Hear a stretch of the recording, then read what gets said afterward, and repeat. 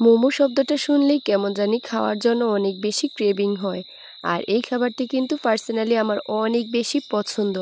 শীত কিংবা গরম যে কোনো সময় কিন্তু আমি এটা খেতে পারি।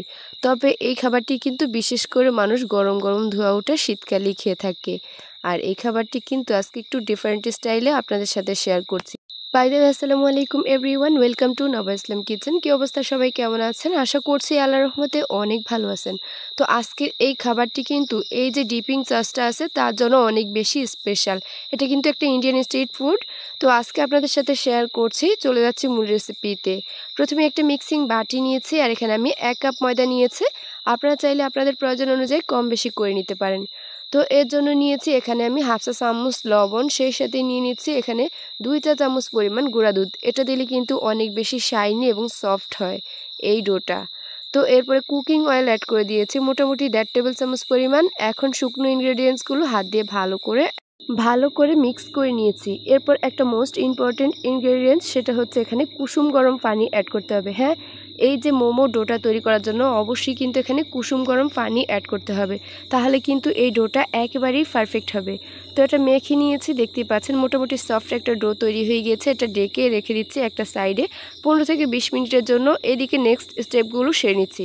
তো স্পেশাল সসটা তৈরি করার জন্য প্রথমে এখানে আমি একটা এবং আরও হাফ অংশ টমেটো নিয়েছি।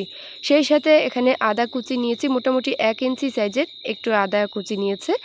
ছোট সাইজের একটি পেঁয়াজ কুচি করে নিয়েছি একটু মোটা করে। রেড চিলি নিয়েছি এখানে 3টি। এটা প্রচুর পরিমাণ ঝাল আছে, তবে ঝাল আপনার টেস্ট অনুযায়ী অ্যাড করবেন। এখন আমি এখানে 1 কাপ পানি দিয়ে এটা ঢেকে সম্পূর্ণ সেদ্ধ করে নিয়েছি। তো দেখতেই পাচ্ছেন এটা কিন্তু হালকা কুসুম গরম আছে। এই অবস্থায় কিন্তু টমেটোর খোসাটা আমি ফেলে দিচ্ছি। এরপর একটা ব্লেন্ডার জারে এটা ট্রান্সফার করে নিচ্ছি, একদম মিহি একটা পেস্ট করে নিব। এই জন্য অবশ্যই কিন্তু এটা সম্পূর্ণ ঠান্ডা করে নেবেন।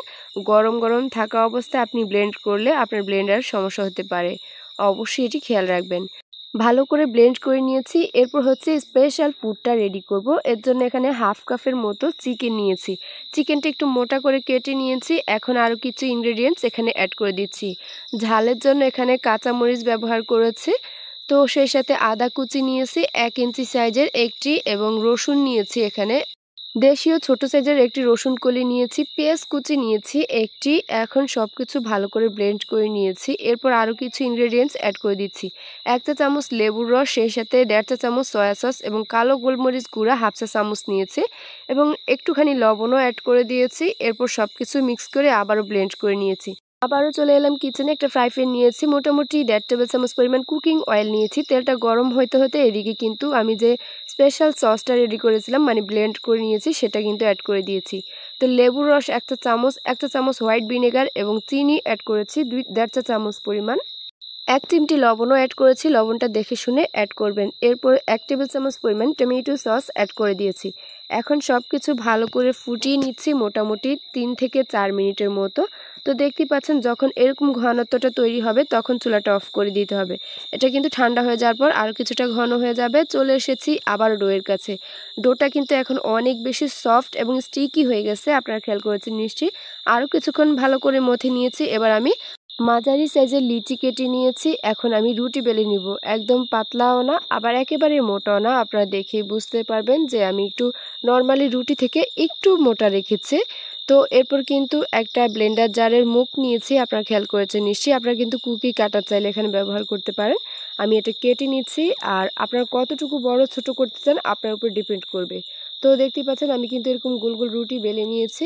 এরপর আমি যে পুরটা তৈরি করেছিলাম সেটা আমি মাঝ বরাবর অ্যাড করে দিচ্ছি। তো মোমোর যে সিম্পল ডিজাইনটা আছে আমি সেটাই আপনাদের সাথে শেয়ার করছি। আসলে মোমোর তেমন ভাজ আমি দিতে পারি না, তবে এটা আমার অনেক বেশি পছন্দ। আমি কিন্তু এটা ফ্রাই তৈরি করে থাকি।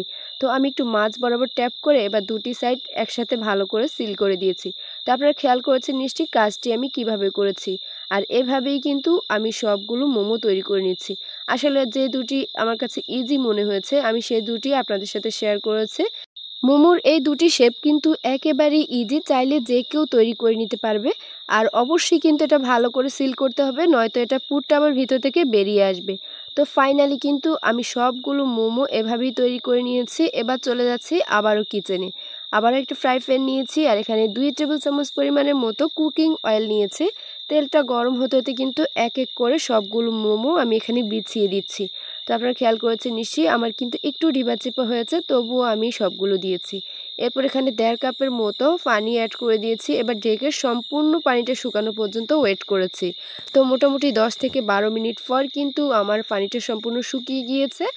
এরই মাঝে কিন্তু একেবারে পারফেক্টলি কুক হয়ে গিয়েছে। খেয়াল করেছেন নিশ্চয়ই নিচে থেকে একদম ক্রিস্পি একটা ভাব চলে এসেছে, আর উপরটা অনেক বেশি সফট এবং জুসি। খেয়াল করেছেন নিশ্চয়ই। তো স্পেশাল ডিপিং সসটা আমি মাছ বরাবর রেখে এবার আমি গরম গরম মোমোটা সার্ভ করতেছি। এটা খেতে অসম্ভব লেভেলের মজা হয়েছে, বাসায় ট্রাই করে দেখতে পারেন। যারা মোমো লাভার আছেন তারা চাইলে অবশ্যই একবার ট্রাই করে দেখতে পারেন, অনেক বেশি ভালো লাগবে। তো আজকে ভিডিওটি কেমন লেগেছে অবশ্যই কমেন্ট করে জানাবেন, ভালো লাগলে একটি শেয়ার করে দিবেন। এই যে যারা নতুন আছেন অবশ্যই কিন্তু পেজটি ফলো দিয়ে সাথে থাকবেন নতুন নতুন ভিডিও পাওয়ার জন্য। তো আজকের মতো এখানেই, আল্লাহ হাফেজ।